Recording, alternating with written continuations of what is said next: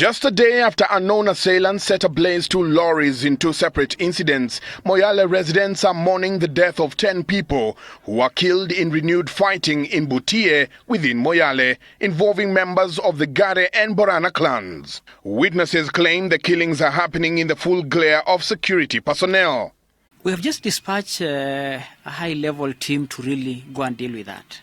I said some times back, to deal with these issues, we are dealing it with caution because we also don't want to find a situation where innocent Kenyans are killed.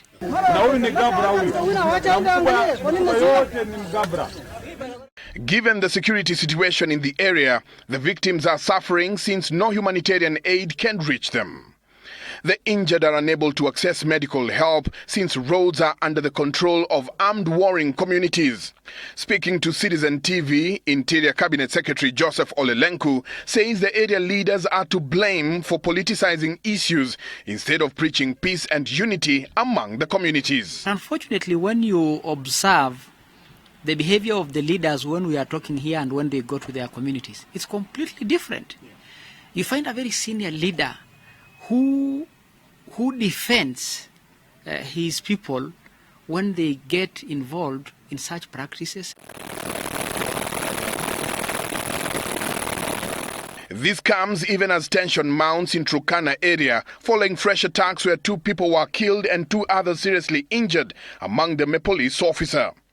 The retaliatory attacks have been escalating between members of the Turkana and Pokot communities and have since claimed 6 people.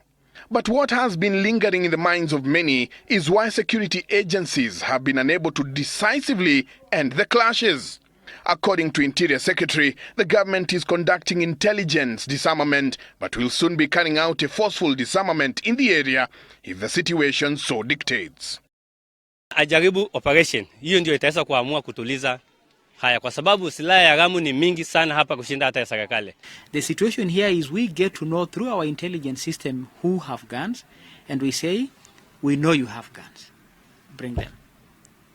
Now, when we notice, because there is a tendency for people to run away when they know that is happening, go and hide and come back, we will get to the next phase, and that will be fairly